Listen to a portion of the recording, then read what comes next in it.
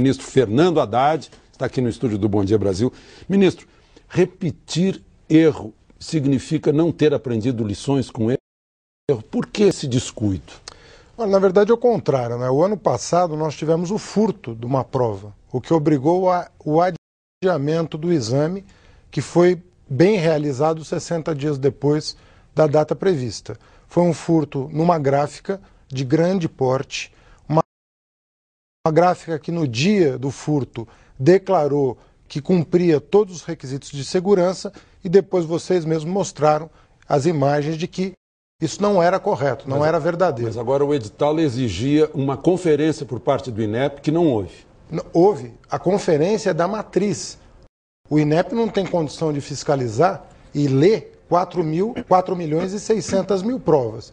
O INEP lê a matriz, confere a matriz e dá a ordem de impressão.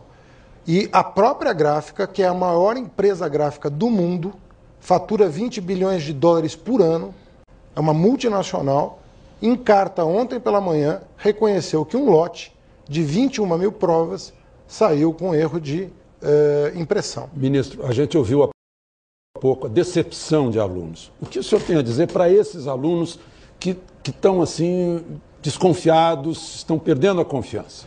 Que nós vamos recorrer da decisão da juíza, não há nenhuma razão objetiva, técnica, para cancelar a prova do sábado. Não há razão para pedir desculpas a esses alunos? É evidente que sim. Todo desconforto merece, por parte do poder público, uma retratação. A questão é que se nós não acatarmos a teoria da resposta ao item, se nós não considerarmos que é possível aplicar uma prova aos alunos prejudicados com o mesmo grau de dificuldade da primeira, nós vamos colocar em perigo, em risco, todo o sistema de avaliação do Brasil. Esse é o ponto. A Justiça está entendendo que se aplicar nova prova a 2.000 alunos, ou menos de 2.000, feriria o princípio da isonomia em concurso. Eu entendo o argumento, mas nós vamos levar ao conhecimento da Justiça que a tecnologia educacional hoje permite, com toda a precisão, fazer isso. Eu vou citar um exemplo. O ano passado nós aplicamos 2 Enems. Nós aplicamos um Enem para todo mundo e um Enem para os alunos que sofreram com as enchentes no Espírito Santo e para os alunos dos presídios. Eram 2 provas distintas, aplicadas em dias distintos, e os resultados saíram rigorosamente na mesma escala e com na o mesmo mesma valor. data. Veja bem, o pagamento de bônus para professor de São Paulo, a Justiça vai derrubar, porque os resultados não são comparáveis. A Prova Brasil, o IDEB, vão derrubar porque os resultados não são comparáveis. O PISA, no mundo... Que é o Programa Internacional de Avaliação de Alunos. Exatamente, que permite a comparação do desempenho entre estudantes de países diferentes de um ano para o outro. Nós vamos derrubar o TOEFL, que muita gente faz, que é um exame de inglês. Avaliação de inglês, né? Que é a avaliação de inglês. Nós vamos derrubar. Quer dizer, a Justiça precisa ser informada de que essa tecnologia está disponível. E é justamente para exames da escala do Enem. Ministro, o Renato Machado tem uma pergunta para o senhor. Ministro, o senhor e o Alexandre Garcia acabaram de mencionar vários exames internacionais que medem a capacidade dos alunos de vários países. E nesse ponto, eu queria mudar um pouquinho o assunto, nesse ponto o Brasil não tem se saído bem. Na verdade, no IDH da ONU, por exemplo, que foi há poucos dias publicado, o Brasil está numa posição muito ruim por causa da educação. O senhor tem alguma coisa a dizer sobre isso? Essa posição, acho que é esse número 79, e outros países da América Latina estão à nossa frente? Olha, eu discordo um pouco dessa avaliação por uma razão muito simples. O IDH, ele conta com 2 variáveis. Uma variável que olha para o passado, que é a escolaridade média do brasileiro com 25 anos ou mais. Nessa variável nós vamos muito mal, 7,2 anos. Mas essa variável olha para o sistema de ensino do século passado.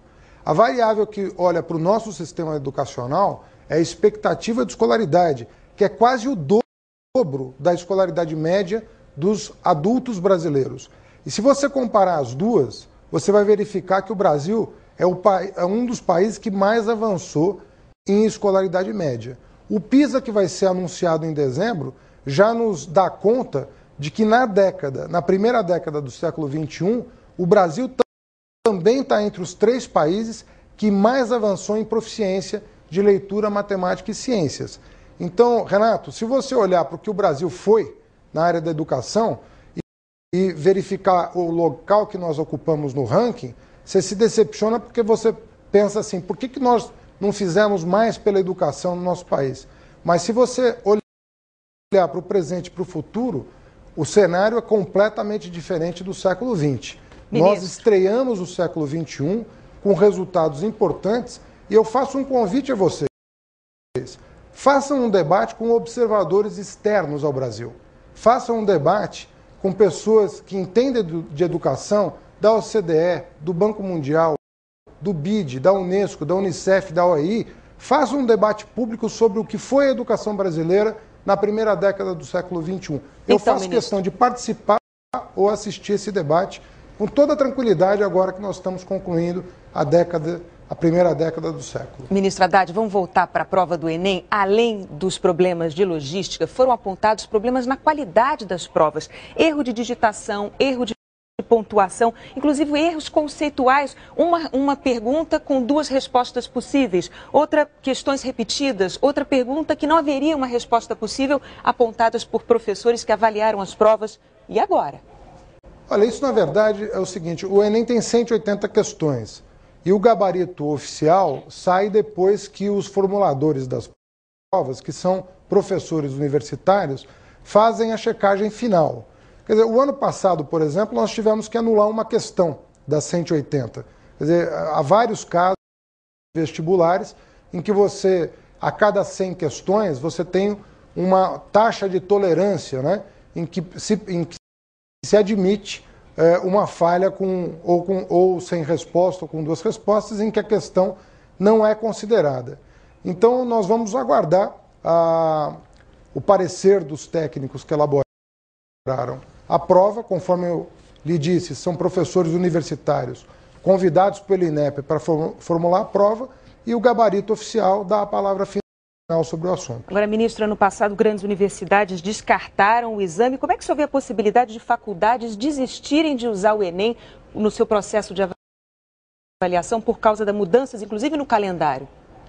A desistência do ano passado se deveu ao fato de que nós não conseguimos processar os resultados em virtude do adiamento por 60 dias da prova.